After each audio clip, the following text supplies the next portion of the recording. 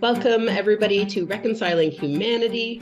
I'm Eleanor Hayward, a holistic facilitator, here joined by my co-host, Jody Harbour, co-founder of Grandmother's Voice, and our very special guest, Dennis Windego. This is our part two, following from a conversation that we had with Dennis a while back. But I do want to read a land acknowledgement. I identify as a settler descendant, and I acknowledge the past and current stewards of this land, the Haudenosaunee, the Wendat Huron, and Ottawandaron peoples. We have the responsibility to honor and respect all of the wonderful elements of creation that exist, including the four directions, the land, waters, plants, animals, and ancestors that walked before us. This territory of Mississauga, where between Toronto and Niagara Falls area, is subject to the Dish with One Spoon Wampum Belt Covenant, which is an agreement between the Haudenosaunee Six Nations Confederacy, the Anishinaabe Ojibwe, and allied nations to peaceably share and care for the lands and the relationships around the Great Lakes. May we live up to this agreement with reverence towards truth and reconciliation. We acknowledge and thank the Mississaugas of the Credit First Nation for sharing their traditional territory with us. And on a personal note, I love the crispness of the air as we transition from autumn into winter. Missing some of the animals as they're a little less active, but still enjoying the bounty of our harvest season. Blessed be. So Jody, would you like to introduce Dennis, please? Oh, and I just want to add to that, because I forgot that last time. Here on Reconciling Humanity, we are very grateful to be hosted by Skyward TV and Hopeful Radio with their mission to discuss the spiritual path to mental wellness. And we are very passionate about creating community and healing and looking at this from an angle of decolonization. I really respect that decolonization is an institutional issue, a policy issue, but I really feel in my heart that we need to discuss, how do we decolonize our minds? What is the mindset? Decolonize our hearts. What's the value systems that status quo make up in this world that is very extractive and very exploitative? How do we heal our bodies? How do we heal our communities? Jody? Eleanor, when you start to talk about the land acknowledgement, I don't know what it is. I get a little uncomfortable, and I just try to hold myself steady. But I appreciate it so much, because you and I have, talked about this this position and why we created this together. So just knowing that, we're walking this path together, and as Indigenous and non-Indigenous people, really, showing up to support each other. And I love when you get that written piece out of the way, and then you close your eyes and you just embody who you are as I know you. And I love that. So I just want to acknowledge that and tell you that that's my favorite part of your opening. So Thank you. I'm curious about the discomfort. Yeah. Well, I don't know. I'm just kind of like, oh, really? Another land acknowledgement? That's right. So and I think that we are growing as a nation that understands, I believe, and this is why I kind of wanted to talk with, even just mention this to hear what Dennis has to think about land acknowledgements. But for me, when I'm sharing, when people ask us, about land acknowledgements and how and what we do with them and how we can support them, it's obviously speaking from your heart and just connection to the land that you're on. And that's the importance, like waking people are awakening to where they are in this present moment, our consciousness, like right now, because there's nothing, we're creating history right now in this moment, the three of us. Scano, Jody Nigasso. My great grandmother was of the Cayuga Nation, Six Nations of the Grand River Territory. On my father's side, that was his mom or his grandma.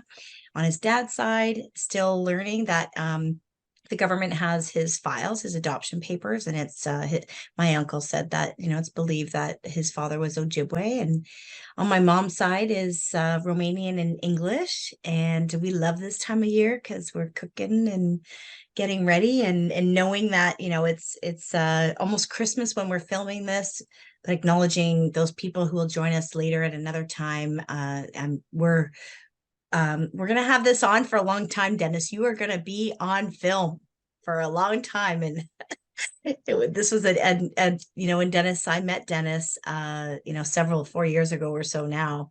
And, you know, when I saw him, I was like, this guy is great and he's going to heal the world. And there's me thinking big. And, you know, when I see people that have gifts, doesn't, you know, how big or small or whatever, I just see them for what they are. And it's been a pleasure to meet Dennis and just support his journey, sharing knowledge where it needs to be shared to move people towards healing themselves and then helping others heal. And to walk with you, Dennis, is amazing. It's changed my life as a mom of 2 and a wife of 30 years and an auntie and a great auntie and a daughter and a wife. I'm healing. I'm on a healing journey, and I truly sometimes wonder how I got into this circle. I know I push a little bit. I'm a little forceful, Dennis, but I'm always honored to introduce you to the space in the circle and new people. And I'm excited for this next year together with you and this next 40 minutes or so. So Dennis Windego, tell the people who are watching who you are and why we love you so much. Oh, I don't know if I can answer that. Jimmy Witch, thank you for the introduction. Thank you for inviting me onto this platform. Zongway Benes Dijnikaz, Bijou Dotem, Nigiguns Menikani, Donji.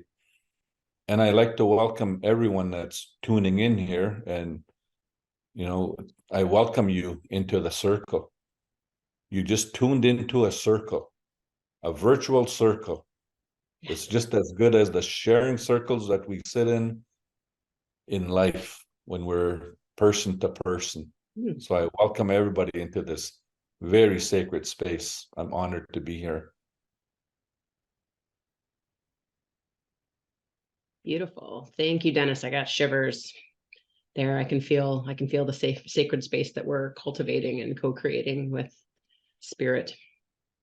Yes. And we left off our last conversation. You were telling us this amazing story about this young man and his story really touched me. Especially, I remember you mentioning the sound of his voice and the look in his eyes and how that transformed with your healing facilitation. You also shared about how you were inspired and connected through spirit to learn of his spirit name, and then you received confirmation from the other elders who were in community with you that they also received that name. And I just love those synchronicities and those deep connections. So would love to hear from you, your perspective on that, for anybody who didn't watch the last one, so please do. But there was also an element of self-care that was missing. So can you please share with us, because you said specifically that as you were facilitating space for him, that you took on some of his trauma, whether it was his grief or some other energy. Can you share with us more about how you deal with that in your self-care, please? Yeah, I would certainly be happy to share that. And I think it's very important in any capacity when we are involved with other people, when we are listening, when we are just sitting with someone who might be in some anger or sadness or whatever it is, in emotional state, because we are wired to connect. We are very much wired in every way to connect. So being in that strong connection with this person, you're sitting in spirit, and it opens the ancestry, our lineage, our link to the past, to the present, to the future. So we have all of that in presence. So as I was listening and sitting and being with this person in that very spiritual way, I had no idea intellectually that I was sitting in a space that our ancestors have sat in many times since time immemorial. And to me, that's a very important concept. Since time immemorial, we've always had that connection, and we're always going to have that connection with others as human beings. And I stress that very importantly, human beings, because in the history of colonialism, we haven't been viewed as human beings, but we are much more than human beings. We are also spirits that are fully developed, fully spiritually developed before we even arrive here. And when I connected with this young man, I knew he was carrying a lot of pain, and I could feel where he's carrying it because I'm connected with him, but I'm also connected to the trauma and to the pain and to the depression and everything that he was carrying inside of him. Because when we are affected by trauma, it's not only an emotional state of being, an emotional pain, it's also psychological, it's also physical, and it runs so deep inside of us, it can get stuck in the bones, in the muscles, in the blood, in the cells, in every fiber of our being. So I could feel all of that. And there were times where I felt overwhelmed by it, because at that time I was just starting out in this field. And I'm glad I was being guided by spirit and being supported by the women that were there and the elders that were there and their powerful prayers, because that is what lifted me. That is what took care of me. And I know that is also what took care of this young man, because he had very little experience in having anyone take care of him. So as I started to do this ceremony with him, it was as if I'm watching someone do a ceremony. And it's not a out of my body type of experience, but this awareness of this part of me strongly observing this ceremony happening, and instinctively and spiritually knowing what to do, how to remove that illness and that in what he was suffering with. And after that was complete, after that was over, he looked like he was so light. His body was moving different. His posture was different. His eyes were different. The skin color was different. And you could just feel a big difference about him. But I noticed after he left the room and after he had shared his name that was given by the spirits, by the ancestors through that doorway,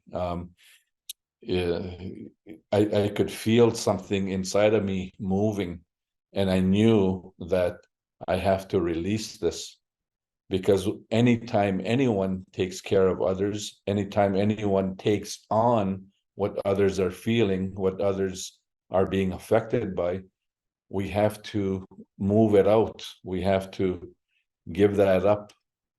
And I knew that if I was going to hold this, it's not mine.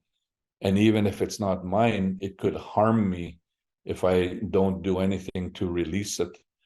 So when I told the elders and the women, I'll be right back, I went outside and I went to the land, and I seen these rocks, I seen these trees, I seen the grass, I could hear the birds singing, I could hear, feel that sunlight as it's warming up my body, but yet I could feel this stuff inside of me.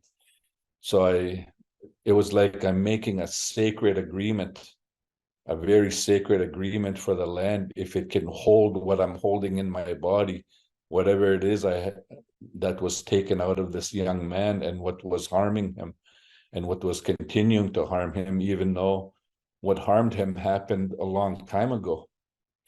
But it doesn't feel like a long time ago when it's actively playing out inside the body and the bones and the muscles and in the whole being. So I could feel all that, and I could just get a sense of what he must have been living with. So then the rocks and the grass and the water and the trees had made an agreement, and they said, we'll hold this. And I started to release it. I could feel it in my body. It felt like I wanted to vomit. But I always remember one of my teachers, she would always say, when you're releasing things, be gentle with your body. You don't want to tear your body apart. You want to honor your body for what it does for you every day. And so I was gentle with that. And the vomit, to me, it indicated that this is an illness I was making this young man sick, and this is how it was living inside of him. And it doesn't have to live inside of me, so I gave it up. Because the land is always there to take care of us.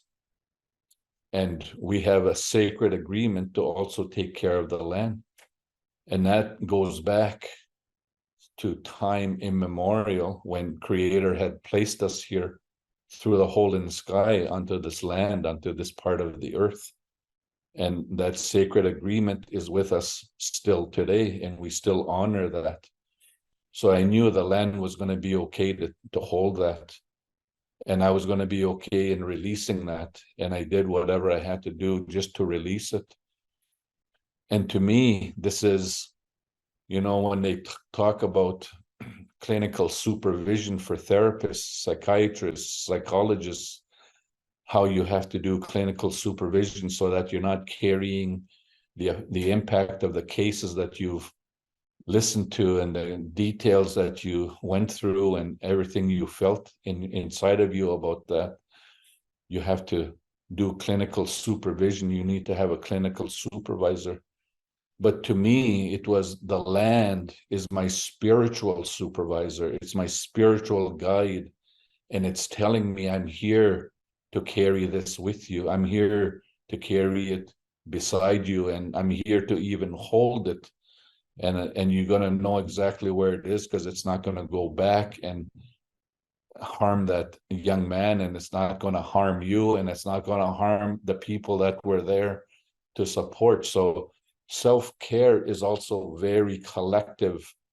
It takes care of everybody. When the person who was conducting the ceremony, and that's what I come to realize today, I was a conductor. Creator was using me as a conductor to do this healing ceremony and to conduct that, but I'm responsible for everyone that I asked to be there in that supportive role.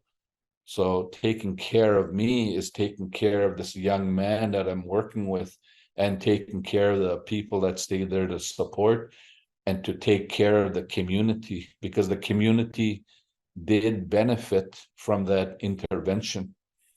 Because when we do an intervention, there's this thing that I refer to as we, I, and we. So we carry the trauma. We are impacted by the trauma. We feel like this. We experience this around that trauma. So that's collective, and that's also vicarious.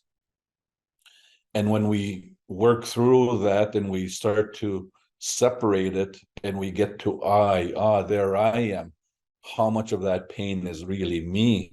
How much of that am I carrying for others? How much of that is affecting me that's not even mine? How much of that did not even originate from me? And then you get to wow, it's not 100% when it gets to it's maybe only about 5%. So 95% or maybe 80% of what we carry isn't even ours, but yet it's affecting us, it's harming us, it's hurting us. And so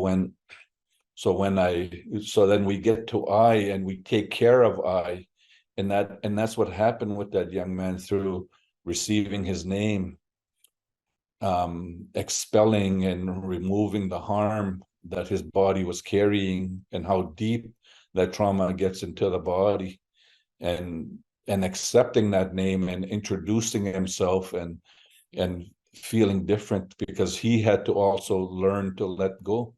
He didn't know how to let go. He knew how to hold it. He knew how to breathe it every day, but now he had to live a different life. And so when he started to accept that, I started to change. He started to change. That's what I mean by I. He started to feel different inside, because he found identity, the self. Because then in that moment, he realizes, I am not the trauma. The trauma is something that happened to me. Trauma is something that was living and attacking me in my body.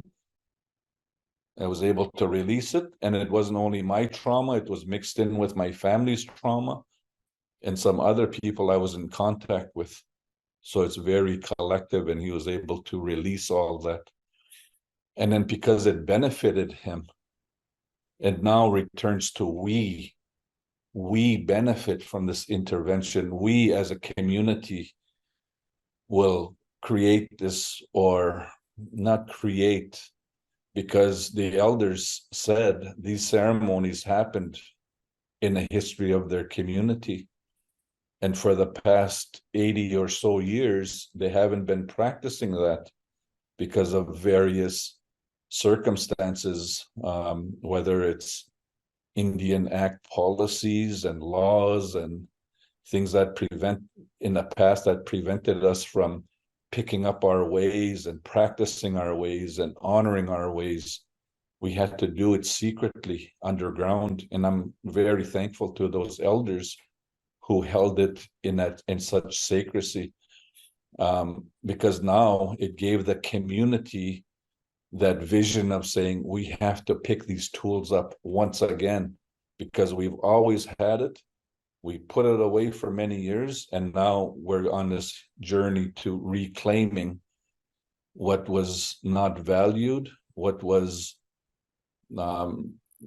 banished, what was Illegal.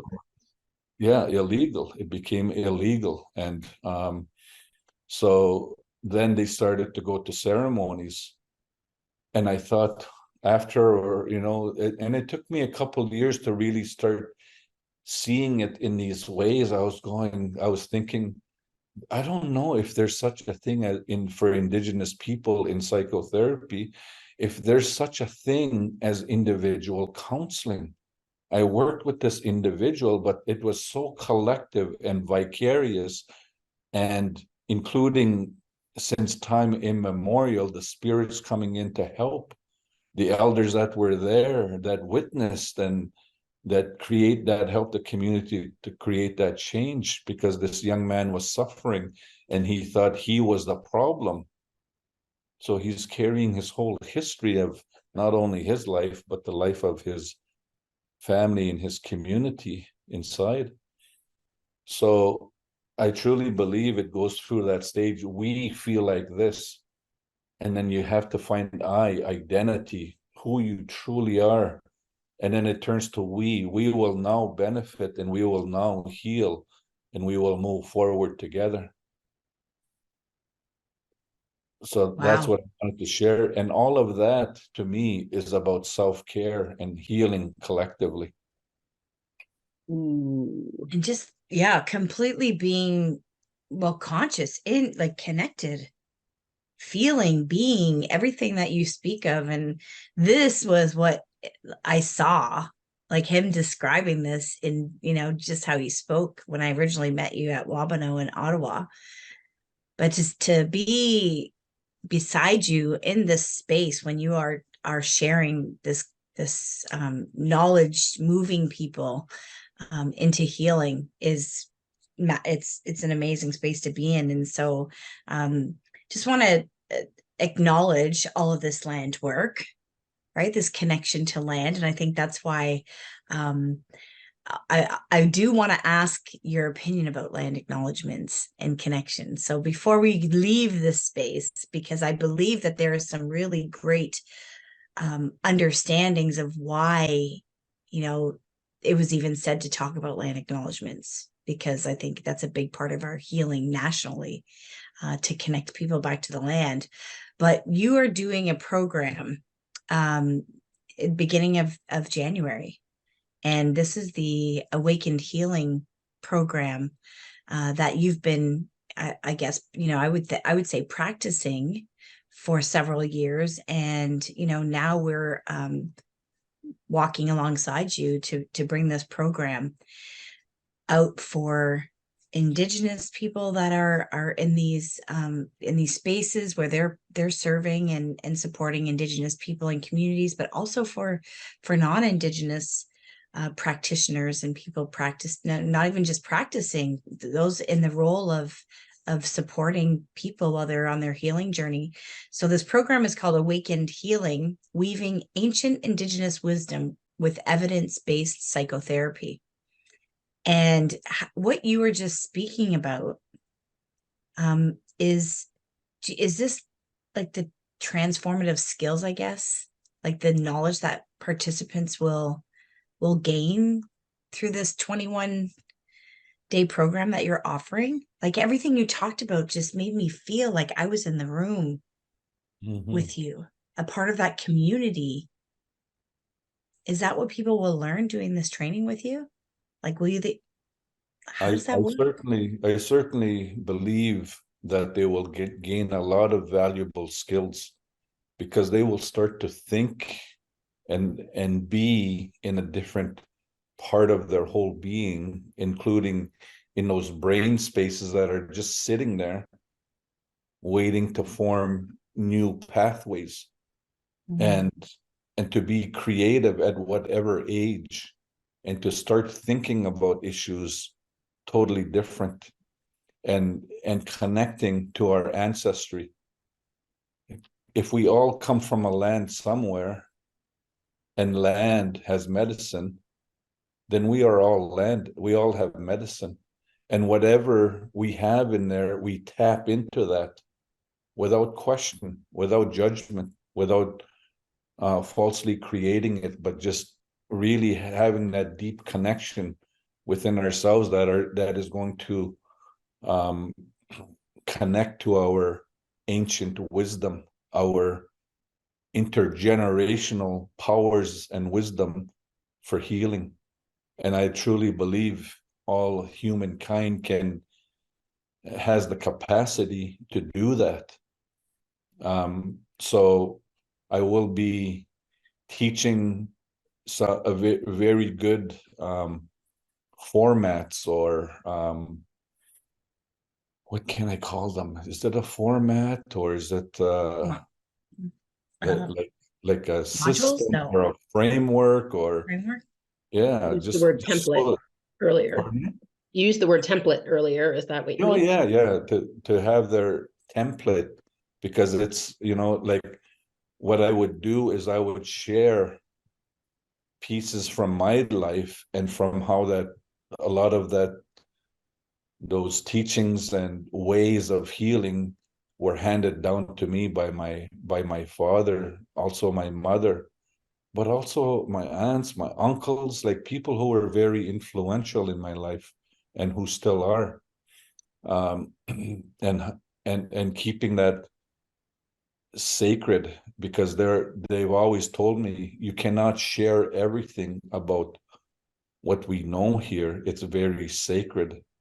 So I always want to respect the sacredness to anyone's knowledge, because it may come from a very sacred source that comes from their culture, and maybe there's protocols to follow, but everybody has that, and I can use that, my own experience, and how I learned and what I learned from people that I've learned and that were influential in my life, and to help me to get to where I am today, because we don't get to these places without people supporting us and having some kind of impact in our lives. And to me, that's very important. So people will learn different ways of listening, different ways of spotting trauma, where the body is holding that trauma, how it's holding it, how it's sounding, how it's responding, maybe the sounds it needs to hear, or whatever it is. It's listening through all of our sensory, listening through sound, listening through many various ways, like even little movements that the body might make during some kind of expression of a something that might have harmed them, and sitting beside that and helping people explore that in a very safe and attuned way, so that that person isn't being overwhelmed by something that overwhelmed and traumatized them in the past. So it's really about creating that space of calmness, that space of groundedness, where they can start to listen inward and not judge what comes through that process, that comes through from that place. So they will also learn just many different ways, many different things, like how to sit beside when a person, when they've had grief, when they've had a loss or multiple losses, because sometimes people don't know what to do when they have multiple losses. Just where do I start with all that? And I think it'll be very good for people to know how to sit and listen to someone who has multiple losses, and they'll know how to sit with that and how to even start providing that grief process and healing for that person. Or someone who has multiple types of traumas and all the different types of trauma that people go through.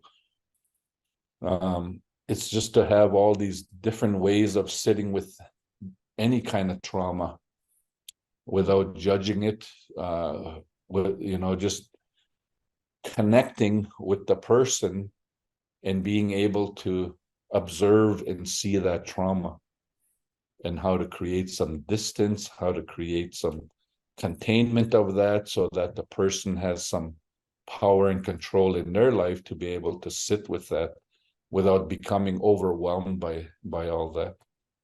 And I think a lot of the tools that I describe here are very important for any community.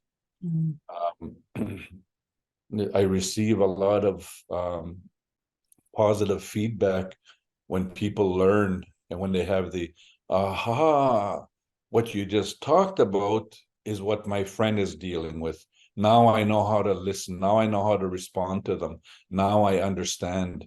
Or aha, what you just told me about, it helps me to understand my child, because I thought that my child was just acting in a bad way. They were being a bad kid, but I realize now that there's something much more than that. There's something attached to that, and now I can listen to that differently and see the power of my child, because my child is actually expressing it, but I respond to it in a disempowering way. So now I know how to be empowered around my children. It's just some of the comments that I would get from people that learn some of these ways. But we would get further and deeper into practicing these ways, because only through practice and experience can we get better at it, can we get stronger, and can we get more accurate in how we're helping people.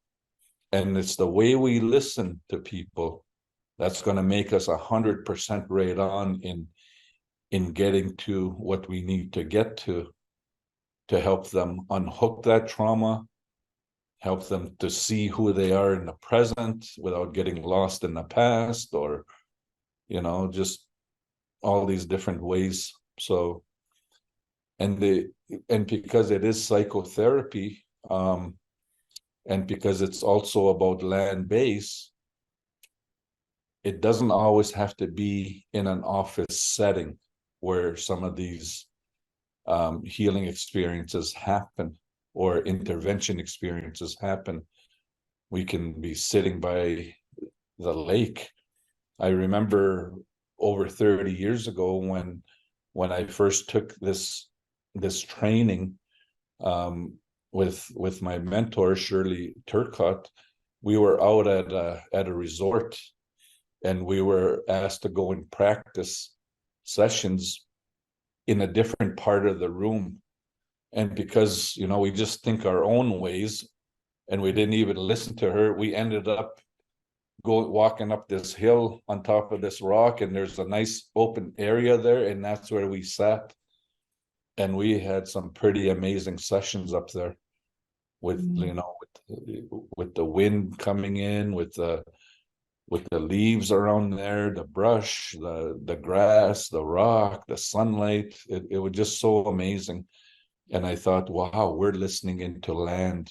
And little did I know that what we were learning in psychotherapy out there on the land, we would someday come to name it land-based therapy.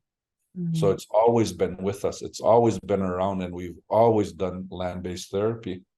And instinctively, instead of listening to our instructor saying, go and sit in that corner over there and practice, instead we went out on the land. And you say, and I love that you say that, listening, because it's not just listening with your ears, right? It's listening with everything, from your body to your, I just have so much I want to talk to you about. And we're like, okay, we're going to try to keep it to 30 minutes or 45 minutes. You just can't, Dennis, because you're just so engaging. What people say about you is so true. You just have this beautiful spirit that I feel healed until I say leave this, until I say leave this space. And just acknowledging the time that we have here with you. But what I would like to say is, what I've noticed, the work that you do, engaging the community.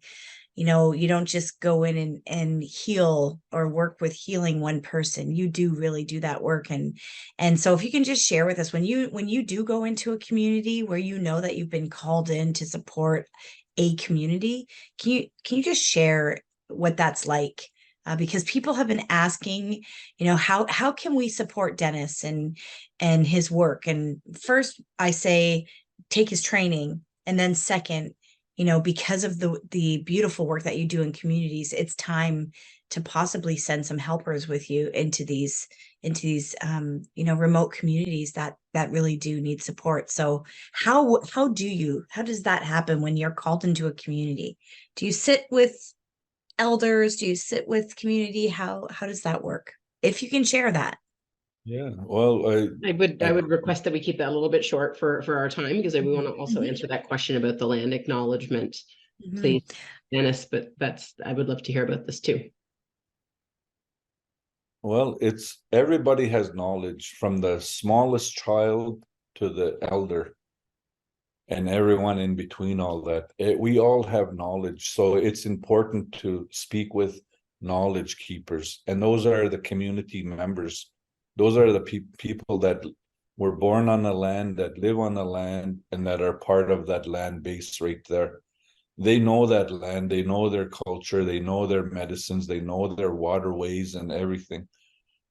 So it's about listening to them, because even if I go into an Ojibwe community, I'm Ojibwe. The Ojibwe community I go into doesn't make me an expert just because I'm Ojibwe. I need to learn their ways and their culture and their differences. I can look at their similarities and their differences. So it's about getting guidance from the community moving forward into whatever it is that they want to change and whatever it is that they want to do, because it's about knowing all that, understanding that, and using their own resources to mobilize them into a process of change. And so land acknowledgements Eleanor, I'm thinking like everything that Dennis talked about is why we have land acknowledgements. We had to bring the consciousness to the people to connect to the land. And I thought, like, to me, it was brilliant. It was like, I feel like there were these elders that were talking about, how do we connect people, in this unconscious, that are living unconsciously, I guess, or subconsciously. How do we bring them to prepare them for where we're going to be in, the next 2 decades or whatever, with everything coming out. So 7 I don't know. generations, hopefully. Right? I don't know. Am I right, Dennis? I'm hanging around with you a lot, so I'm Yeah. maybe picking up a few things. Well, of course, you're right on the right track. And there's many tracks to it. So I really appreciate that land acknowledgements right now, because it's one little baby step in the right direction. And right now, land acknowledgements start to make people feel more comfortable. But there are some people who are still not comfortable with it because of what it might mean to them. And that's okay. And I do believe that the more we do land acknowledgements, it sets the stage for the next step to understand the history of colonialism and land, and to know the processes that were used, and to learn about that kind of history and the reality of it, because it's all recorded.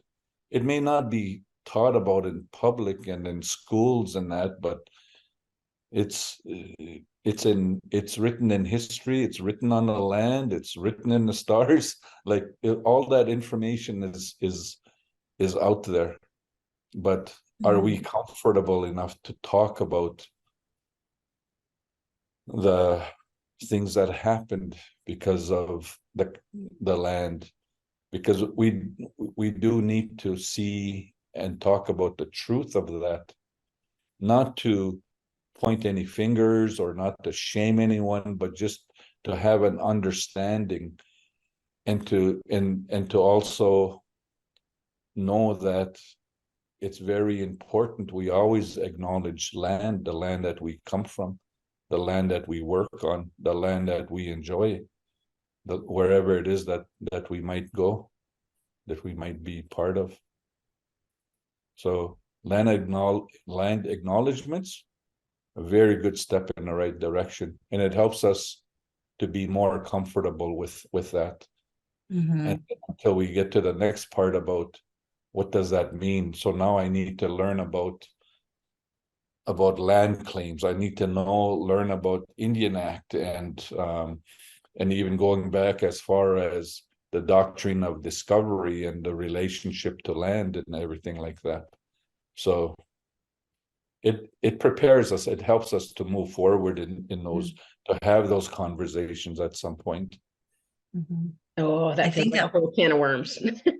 Yeah, right. I know. I'm like, I think that's what makes me think of land acknowledgements. Like when people are reading it, or it's, that I feel like it's very surface. There's just a huge well, that you're like, here, let's start pulling it up. We'll get to the bucket soon. Before we move into, thanking you, Dennis, for being here and our closing. I feel with all of this talk of land, I have to acknowledge an amazing woman who we lost yesterday. And I don't even know what to call her, because anytime I called her a grandma or an elder, she corrected me. But Terry Lynn Brandt was a really amazing woman in our community. Tragically lost her. Our environmental community. She was a really important person for environment and traditional knowledge for the people on Six Nations, and the Mohawk seed keeper, Terry Lynn Brandt. We are thinking of her and holding her family in our heart and her community, which I know is just trying to manage this loss, and the amazing knowledge that she carried and so graciously shared. Grandmother's Voice was very fortunate to have her mentor, our Milton Mohawk seed keepers. And I know that there are so many of us that are sad and grieving the loss of this amazing woman. So this video will live on and carry her spirit with it, I'm sure.